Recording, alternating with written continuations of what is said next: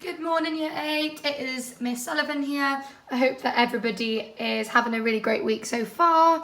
I hope that home learning is going well for you. And I can't believe that we're nearly at the end of term.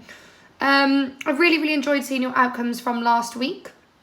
There was some fantastic work submitted. And you worked really incredibly hard on the biro drawings. Just to recap, if you missed anything, the task was to create a really detailed mark making biro drawing, something like this. Obviously mine was just a demo, so I haven't got round to completing it because I have to make work for lots and lots of lessons, but this was the kind of thing that you were working on, and some of them were fantastic. Now you've now looked at drawing an exquisite corpse. You've created your own mythical creature. You've looked at mark making techniques. You've experimented with biro and pencil drawing in the past. I thought for the last kind of final project of the year, something a bit different, something a bit fun would be nice that doesn't necessarily involve drawing, because you've done some incredible work this term and I wanted to keep you, excited and have something fun to do for the end of the year. So you have assessments across all subjects for the end of the year. Now in art, there's not a kind of formal assessment as such. You will just create a final project piece over the next 4 or so weeks, starting from this week. So that will start with a drawn design, and then you'll be creating your own 3D sculpture based on a design that you do, which you're going to do today, of a mythical creature. So this is the kind of thing that you will be creating. I will talk more about how to create this next week and in the coming weeks, and it'll be a guided video per week to create your mythical creature. But what I would ask of you is for you to start collecting some cardboard. You might need a bit of tape, but start collecting some cardboard. The best cardboard that I found that works the best, that you can just cut with some scissors, normal scissors, is from Amazon parcels, because it's not too thick. So you want cardboard that's not too thick, just kind of a thin cardboard from a box. And the idea is I'll be showing you how to assemble it using just cuts, and it'll slot into place, and then maybe a few bits will be taped. Yours is going to be a lot more, hopefully, complex than this. I did this one in an hour, just as a quick mock-up to show you. But you're going to have around 3 lessons to complete your piece, and hopefully you will decorate it as well in that time. But I will talk about that more next week. Before you can create your 3D sculpture of a mythical creature that you've created, you need to draw it. So I know you've already drawn a mythical creature in biro. You showed off your biro skills and you showed off mark making, but now you're going to learn about what a working drawing is, which is what artist Olivia Lominette Gill would have used when she created her mythical creatures for the film Fantastic Beasts. Also, if you haven't watched it, please try and watch it. There's some incredible mythical creatures that the artist we've looked at has created. I've also linked a few YouTube videos in today's PowerPoint. So if you do want to go away and have a look at them, you can. And they look at behind the scenes of making some of the things in the films, and the art and the art department of the film as well. Some really interesting videos that might also inspire you in terms of looking at 3D. But today you're going to create your own working drawings. So what I want you to do is, again, you can put the date and title in your book. I'm not going to ask a connect question of you because this is a new task. But what I would like is for you to get straight on with this. So you're going to create something called a working drawing. As you can see, I've got some in front of me here, and this on my PowerPoint. You're probably saying, well, what's the difference between a normal drawing and a working drawing? Well, a working drawing is labelled and it has lots of different angles, and it is often a quick sketch. So if we look closely at this drawing just in the corner here, you can see it's very sketchy. There's not too much shading. The lines are very quick and sketchy, and there's different angles of the drawing with some labels. Again, with this one is a bit more detailed, but it's a very free drawing with a few areas labelled as well on there. So again, this is the kind of thing that we are aiming to make, but you need to create a drawing based on the mythical creature that you did last week. It could be a new one. It could be that you didn't like that creature, or you might take elements from that creature to make your own drawing. So I'm going to talk you through some of my drawings and what I expect. You can do it in your book. I've done mine on paper just because I want to show you them. I've just done some really quick sketches. Again, you're going to take a bit more time on this. You can do it in pencil. You can add a little bit of shading into them like this. But I want you to consider when you're drawing how this can be made in 3D form.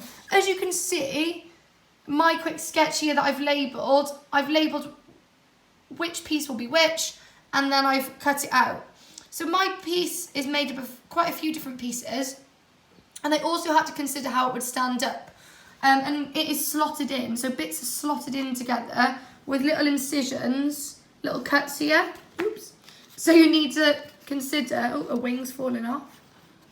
You need to consider that when you are drawing and designing your creature as well. Because if you don't consider that, it's going to be a bit more challenging when it comes to making it. Obviously, I'll pop my wing back on. So you do need to consider how each bit will fit together. You know, say you did this as part of a snake, is it going to be one long piece for the body? The other thing you need to consider is that to make it 3D, most of the body has the same piece cut out twice. So I've got this snake piece here, and then I've cut exactly the same size and shape this, so they match up.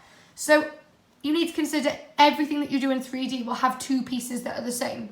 So they stand out and they need to be fastened together like so. So you need to consider that when you are doing your work in drawing, and you can label things like if I was to label this bit, I might say now,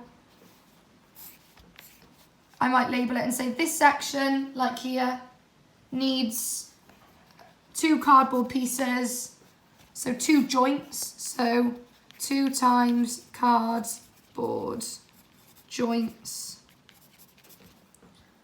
And then I know that I've got to put some little cardboard pieces in like that. But it is just a rough sketch, but I do want it to be done carefully and clearly. The other thing you might do is you might today get a chance to start doing a rough draft of the shape and size of your individual pieces. So I've labelled it and put middle of the body, and then you can use that as like a template or a guide for when you do it in cardboard. Again, I've done some individual drawings, just really rough sketches, rough outlines, taking apart my drawing here. So I did my biro drawing, and now I've started to think about the shapes, and I've started to label individual sections. It might not go to plan when it does, when you do make it in cardboard, but hopefully it'll give you an idea and it'll make it easier when you do go to make it in cardboard. So this is called a working drawing. You are today using your drawing that you completed in biro. Obviously I've done a different one because I decided it was easier. If you think, oh, this is quite hard to make, I will probably do this one and show you it next week as well, just because. But I just thought the snake was a quick one to make and show you. So you might pick that and you might say, right, well, I like that bit, so I'm going to use that bit. And then you're going to create several drawings today. It could be over 2 pages. In your book, it could be across, if you've got it, a double page in your book. Obviously, imagine mine are stuck in. So you could do, I think it'd be easier if you did the outline of the whole thing labelled and what bit could be what, and then you could take it apart and box off individual sections like the head, like the wing. Obviously these are 2 different drawings, but imagine my snake. So for example, I've got my one snake. Now I could draw a box, and then I could just put the head in the box and then label what I'm going to use, or you know, how many pieces of cardboard I might need. So I need 2 times pieces, cardboard, because I've got one there and then one on the other side. And then I might put, you know, 2 times fastenings. So you can label each of them, zoom in on a section, you know, are there going to be details? Are you going to have bits of cardboard going across the snake's body? Are you going to have, you know, a fastening that is part of the detail? So it might be that this bit of the body here, I'm going to have cardboard pieces like here slotted in between my snake, because I really like this idea of slotting things in, and that could give it the definition of the body. So it's okay to be sketchy in art sometimes, but they should be considered and careful sketches. So when I say sketch, I mean, you know, you use the lines quickly. It doesn't have to be the perfect, most neat thing. But you do need to have this outline like so, labelled first. It doesn't need to be shaded in, just the outline and labelled, and then you can move on to zooming in on sections. But I'm going to give you a bit of creative freedom with this, as long as you've done several drawings. And if you feel that you finished this quite quickly because you just have a good idea, or you want an extra task to do today, I would love to see you create, as an extension, your own Fantastic Beasts kind of book cover. And I would love to then put them on the wall when we go back to school, so I can make a whole display about this Fantastic Beasts project. And then I will be displaying these when we make them, and some of your drawings and your biro drawings as well, because it'll be really nice to have a display when we go back to school.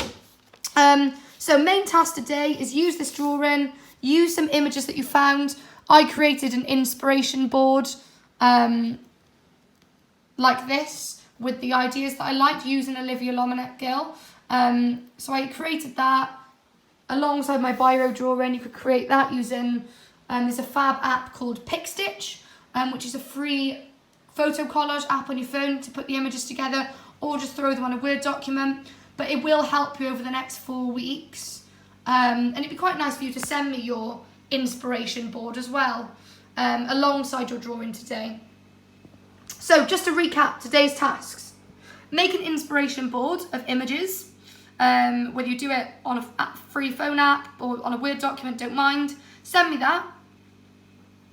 Use your biro drawing to help you design your cardboard piece that we're going to make. Label it, say that it's going to be which section's which, how many pieces of cardboard you might need. Don't forget, you need to double it up. And then do another drawing with some zoomed in sections and label them as well. That is today's task. Oh, and the extension task, like I just said, I'd quite like, top sets to be able to do that. The extension task is to create an book cover. So you can do that as a work in progress and finish it for homework. But I would love for you to send me those so I can put them on display when we do go back to school. Hopefully that is clear. But yeah, looking forward to making these with you. Get these drawings done really well today. And then the week after we will start creating our 3D pieces. So start collecting some cardboard. Hope your designs go well today. Have a great week, and I will catch up with you very soon, Year 8. Take care, bye.